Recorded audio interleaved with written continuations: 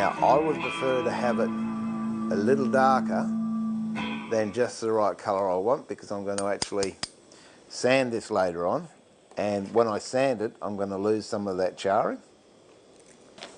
Just make sure I've got the right way. Yep, okay.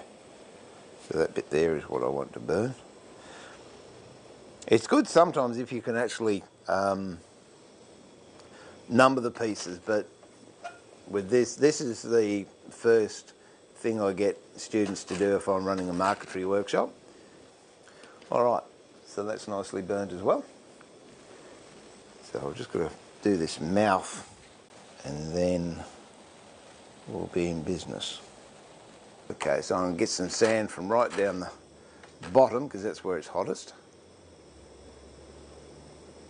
And just put it in there. Okay. Get some glue. Get a little bit of timber, a block of timber, something. Oh, there we go. That's all I've got. And I'm just going to put a little tad of glue on there. Get a little bit of glue on your knife and then just put it on the inside of the joint. I'll put a bit of baking paper down. Glue that bit onto there. And then with these little suture things, suture things we made down here, just hold your job together. A couple of little squares of sticky tape like that. Do the same to the end, a little bit of glue.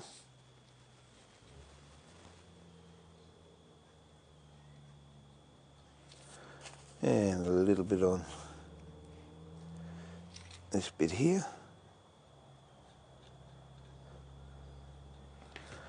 Pop them together.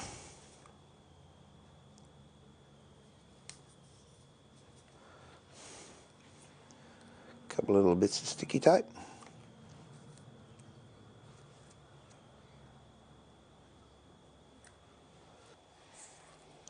Okay, now that is all nicely held together, and these are great too if you're going to get into marquetry, a cake spatula. So what I'm going to do is just put that in here, and we'll squash that over here. I've got some, these are really heavy weights, so I'm just going to put them between the two heavy weights. Shells should be good now. We'll have a look at the shell. And that's the shell. And what we'll do is inlay it into a circle, or into an oval, or a lozenge, as the Swiss shows say. I think that's Antiques Roadshow and Bargain Hunt. I'd call them ovals myself, but I was going to put it in this, wasn't I? That was the timber I'm going to use to put it into.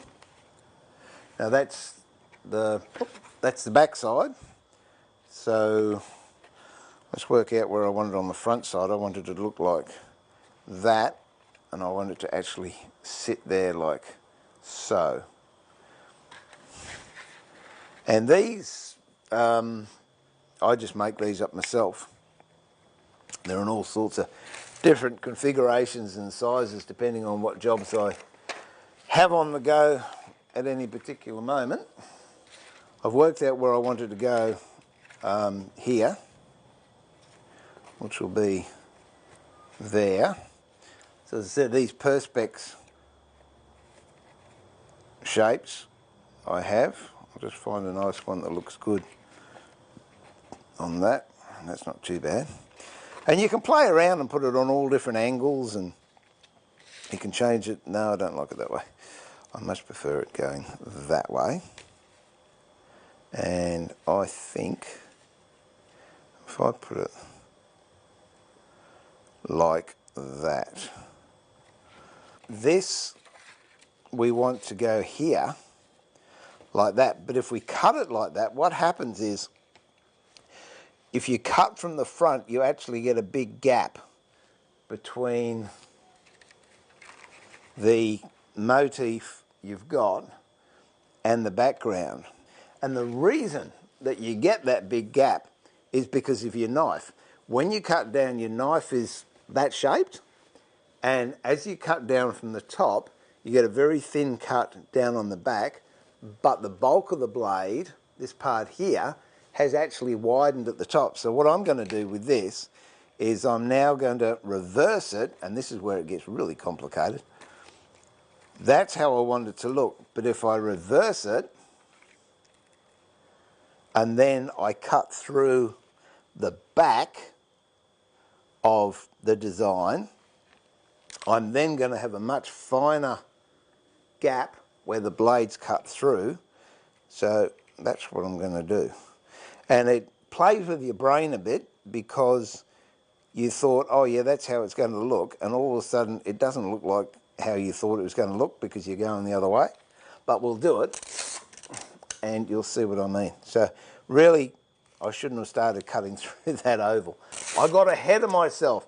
But as I said before, this is it, warts and all. You see me stuff up live and in living colour. But it doesn't matter, because we'll get there in the end. And it's good, because then if you have a mistake or make something not go quite right, you can say, well, I watched that bloke on Twitch. He stuffed it up, so that makes two of us in the world. All right, now I'm pushing that sticky tape down with my finger, and then my fingernail I'm tracing the edge because I want that to go down as hard as possible. Once it's there, I then start cutting out the design just using the knife.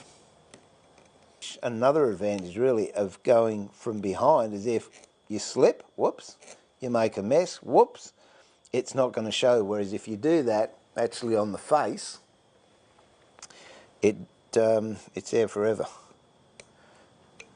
Now you can turn it, whoops, turn it over. Just have a look on the other side and you can see where you've actually come through, which is good. So where I've cut there, and I know I'm through on the other side, get another bit of sticky tape and put that in. And that then holds that in place so the design won't move. Now we just come back up here and start all over again. And watch it with the sticky tape. If you do get into it, you might have to experiment because some leaves a real horrible sticky residue behind, whereas I actually use sellotape, I think it is. I found that's the best, but some of the cheap ones, yeah, they just leave horrible bits of gum behind. I think we're through now, actually. I think that is through. So now all this tape that I've put on here, I'll cut through it again.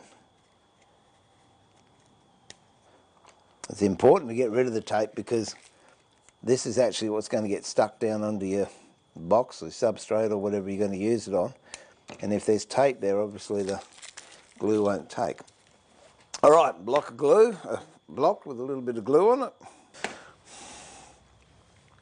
Now with your knife, get all that sticky tape off. It's a little bit of glue all the way around the edge.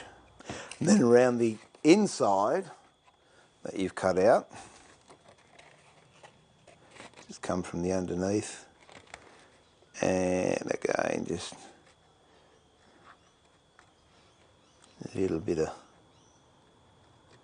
glue all the way around. Put it down, get hold of the piece you've just made,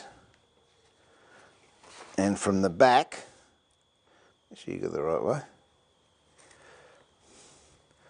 push that into the hole you've just made. If you want, you can put some sticky tape in there to hold it in place. Get the oval, hold that in place and cut the circle out, or the oval. And there is a seashell that's inlaid into a bit of Rio rosewood.